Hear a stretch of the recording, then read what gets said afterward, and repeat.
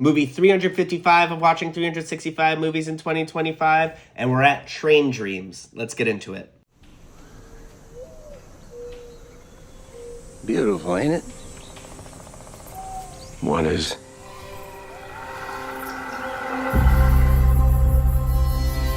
I didn't think you'd be on this, sir. Well, I just couldn't stop walking until I got here.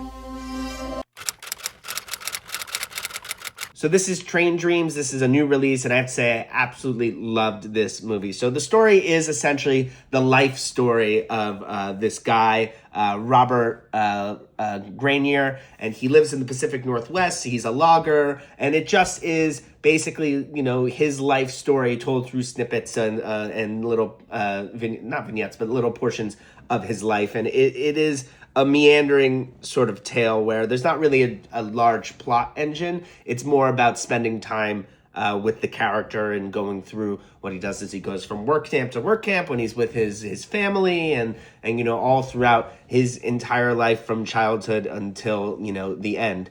It stars Joel Edgerton in the role here, and he is absolutely phenomenal in this. He's sort of playing this, you know, quiet, strong man sort of type, and so not the kind of story where you know, he's going to be doing so much outward explanation and to get into who the character is, but through his very restraint and very, you know, physical performance, he allows us to get into the mindset of this character. And it's a really really interesting and beautiful tale of a time of great change in the United States and the world, and how sort of this man is going through that in his life. The camera work and the storytelling in this is beautiful. I mean, it kind of reminds me in certain ways of sort of Terrence Malick in the way that the camera moves and the way that the story is told. And that's, you know, completely up my alley. I really loved it. I think the only thing that I would maybe take away from this is I didn't care for the narrator throughout it. I mean, there's a narrator, and I think the movie is based on a novella,